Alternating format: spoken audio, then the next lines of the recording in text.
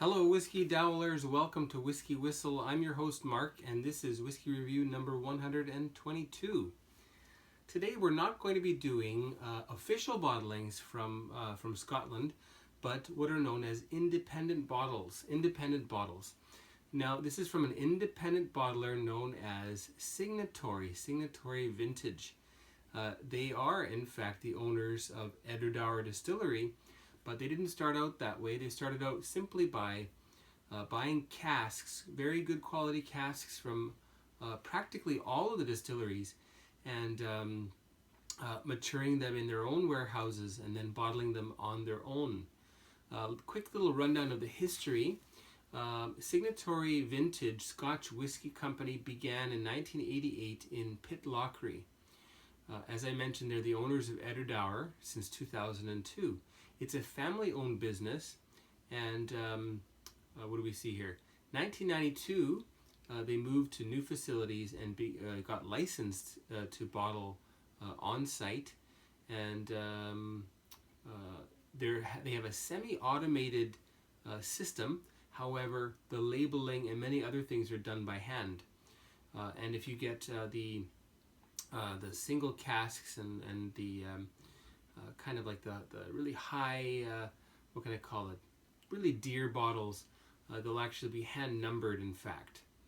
As I mentioned, it's family owned, and that they've been running the Edderdour Distillery since 2002. You can find an Edderdour Distillery review of the 10-year-old, and also a peated Edderdour Balakin in my collection, so look for those. Now, where did I get these from? If you're watching the little slideshow here on my iPad, you'll see that they came from a local store here in South Korea called the Malt Shop, from the private collection of Heung-sik Jung. So, Heung-sik, thank you so much for that. Heung-sik 씨 엄청 감사합니다. 이렇게 많이 주셔서. You've given me so much, and now you've given me even more. And in fact, he even gave me small little samples of these to taste in advance, which I did, but funny story, whatever I wrote, it's illegible. I must have been very tired. Anyway, I shouldn't have done that, but oh well. No point in reading those. So we're going to do this basically untested. I have tasted them before. I know what to expect, but I didn't write anything down that would be meaningful for you. So we'll get right to that, okay? This will be a 3-part series. The first being Clynelish 17-year-old, the second Mortlach, and then finally Imperial. And for the Koreans watching, this is not the Imperial that you're familiar with. However, the distillery, the Imperial Distillery, is owned by the same company that owns Imperial Blended Whiskey brand here in South Korea, which is Pernod Ricard. Anyway, so first of all, let's get these beauties poured. I'm going to do this in 3 parts, as I mentioned. So we'll start with the Clynelish. This was distilled in 1998, May the 27th, and it was bottled in 2015, September the 25th. So 17 years old.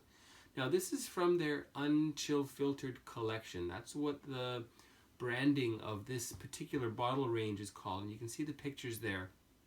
46% ABV, unchill-filtered as the name suggests, and natural in color, which you can see written on the bottle as well.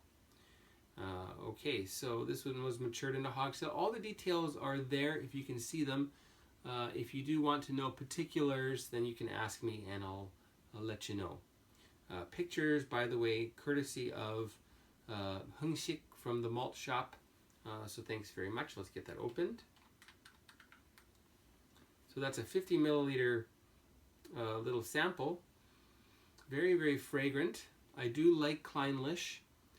Let's get it poured. And I'm going to pour not quite half. I think that's more than enough.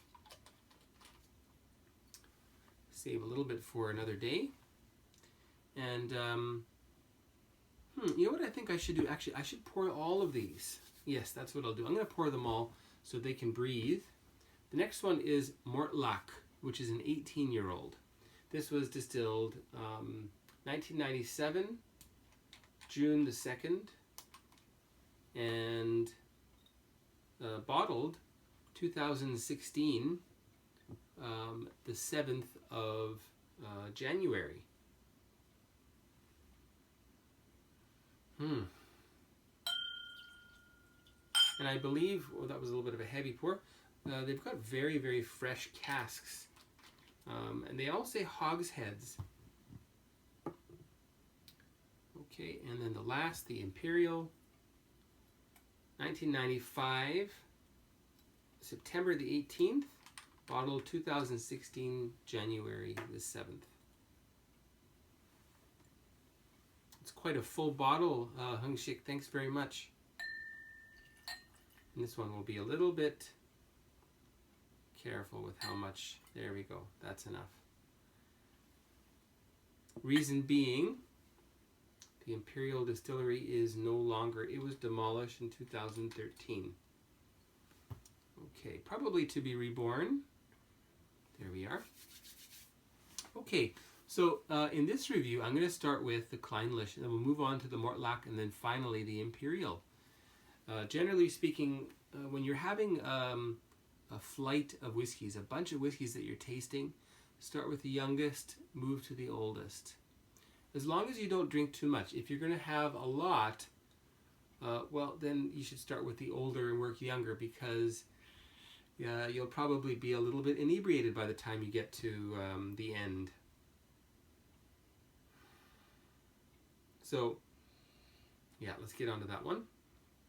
Should probably let it sit for a while, but don't really have the time for that. Okay, and I will make this into 3 separate videos, so it won't be all just in one. All right, anyway, let's get on to the nosing for the Clynelish 17-year-old from Signatory Vintage. We'll have a very short advertisement right here. Welcome back. Clynelish 17-year-old, the nose, neat. This is the Un-Chillfiltered Collection from Signatory Vintage. And as you would expect from a Clynelish, it's very herbal. Not a whole lot of peat going on there. And there's a background of sweetness happening. And this says hogsheads. So if memory serves correct, we're going to be talking about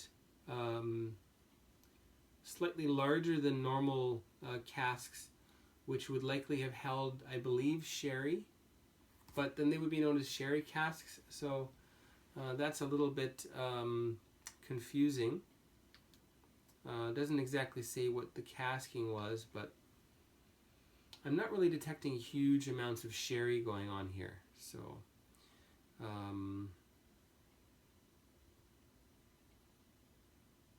let's just see what a hogshead is, in fact. This is a large cask, a measure of capacity for wine equivalent to 63 gallons, so about 240 liters. And this is from Wikipedia. Well, used in British and American colonial times to transport and store tobacco. That's interesting. That's a tobacco hogshead.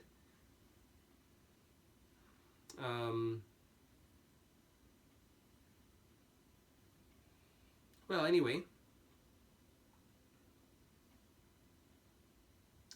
let's see, Louisiana, blah, blah, blah, blah, blah.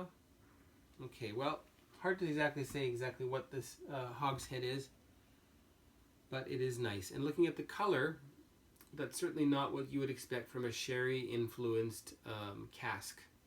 So, it may very well have been bourbon, to be truthful. And if it were European oak, it likely would have said European oak, because that's a lot more valuable than American oak. Okay. Some herbal, some rosemary, some mint, a little bit grassy. And the fruit-wise, very unripe apples.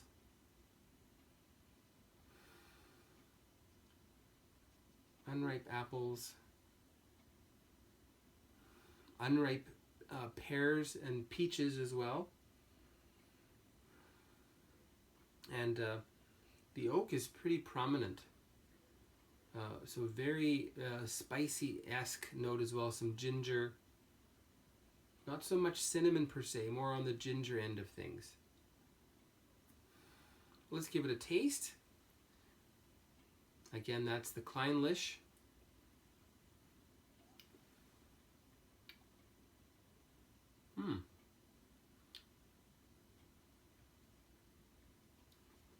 Well, you wouldn't know from the nose. The palate is a lot fruitier.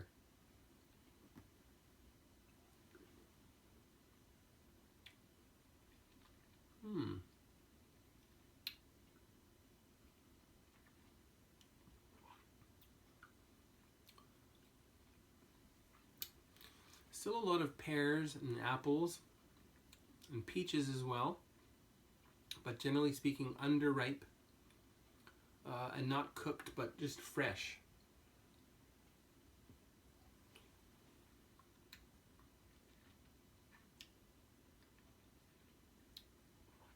Not a lot of ginger, although as you swallow it, you know, the finish now, it's hard to really separate all these things when you're doing a tasting right off the bat. The finish, there certainly is a lot of ginger, a lot of astringency, some dryness as well.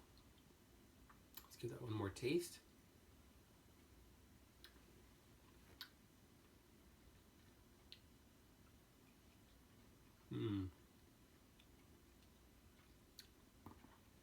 Underripe apples and peaches and pears, including the skins, especially the peach skins. And then the finish again, you've got that fruit bouquet mixed in with these herbal notes and a little bit of this ginger dryness happening. We'll add just a touch of water. Haven't got much left there. That should be about enough. See what happens to this with water added. Now, for those of you who are subscribing, you may recognize that this is not the first Clynelish I've done, and that I quite like Clynelish. So this is also certainly very enjoyable. Oh, and I should have mentioned, you may have noticed something funny growing on my face again. And yes, it's November, also known as Movember, so I've been growing this now. Unfortunately, I missed the November 1st, kind of like the actual official starting date, and I wasn't going to go through with it, but I've decided to do something a little bit different, and that is to recommend to my subscribers and my viewers, if they are feeling like they want to donate, I'm going to ask them to go to a good friend of mine. His name is Ben Bowers, and he has a whiskey review YouTube called A Dram a Day, A-D-R-A-M-A-D-A-Y, A Dram a Day. Please have a look at A Dram a Day. He's doing it for a good cause. He's trying to raise £5,000 this year. Why not give him a hand?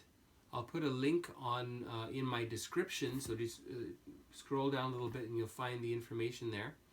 And go through the necessary steps and donate a little bit of whatever you can spare. Donate a little bit to him, to the foundation that he is putting the money together for. That is for, I believe, cancer research, particularly for children, if I'm not mistaken. Okay, so I'll be mentioning that throughout this month. This is the first one that I'll have mentioned it. Okay, so Ben Bowers, A Dram a Day. If you've got a little bit you can spare, why not send him a dollar or two, or a pound or two if you're from the UK, or 1,000 won or two if you're here in Seoul, South Korea. Okay, so how about with water? It's a little bit spicier. Isn't that interesting? A little more ginger and even a little bit of cinnamon poking its way through here. It's still fruity. It still has the herbals, but I'm feeling especially that the ginger is really coming out here with water. Okay, we'll have another short advertisement now right here.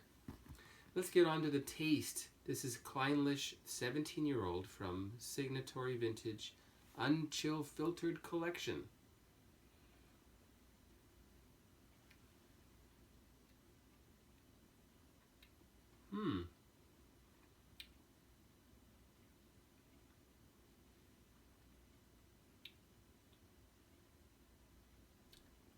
Much gentler now. Those apples have gotten a little bit ripened, as have the pears and the peaches. Maybe even a tad of orange in there now.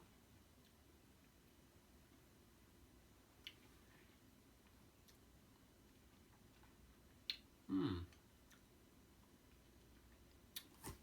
little bit of vanilla is creeping through here. Very nice. On to the finish.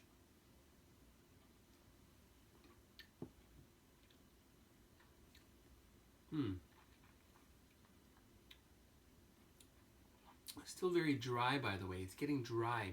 Maybe it's drier than without water.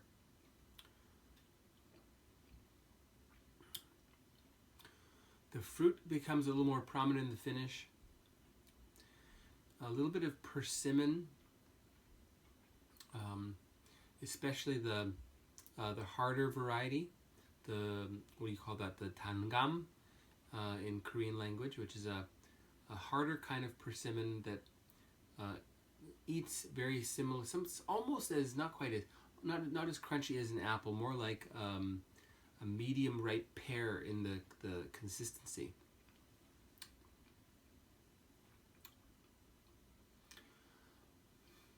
Even a tad of licorice now in the finish.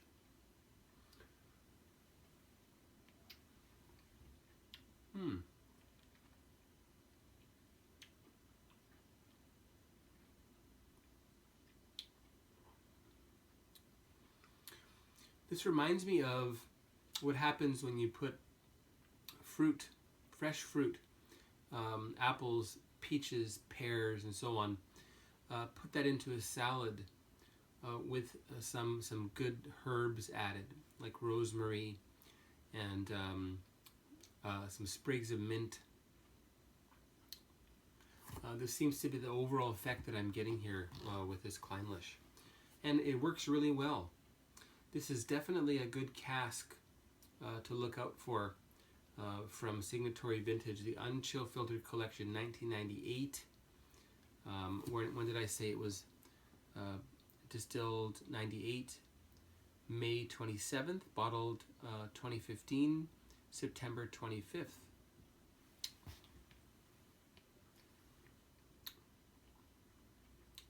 Very nice. Okay, well, so that was Clynelish, the 17-year-old. Now, I have not given it a score. My pen is over there. What am I going to give that for a score? It is quite good quality, and it's 46%. It's un-chill filtered. The official 14-year-old is also 46%. No mention of chill filtration or coloring. This one, however, is all natural. Same herbal notes. This is a little bit fruitier than I recall the Clynelish being, which is quite nice. And in fact, I should have looked back to see what the score was I gave it. This deserves a higher score. I'm going to go with an 89 for this one. 89 out of 100 for Clynelish 17-year-old from Signatory Vintage, the Un-Chillfiltered Collection. Stay tuned for Mortlach and Imperial. We'll be back very soon. Don't forget to subscribe and look at Ben Bauer's A Dram a Day. Subscribe to his channel and donate whatever you can to help out him on his quest to reach £5,000 for cancer research. Okay? Take care, everyone. See you very soon.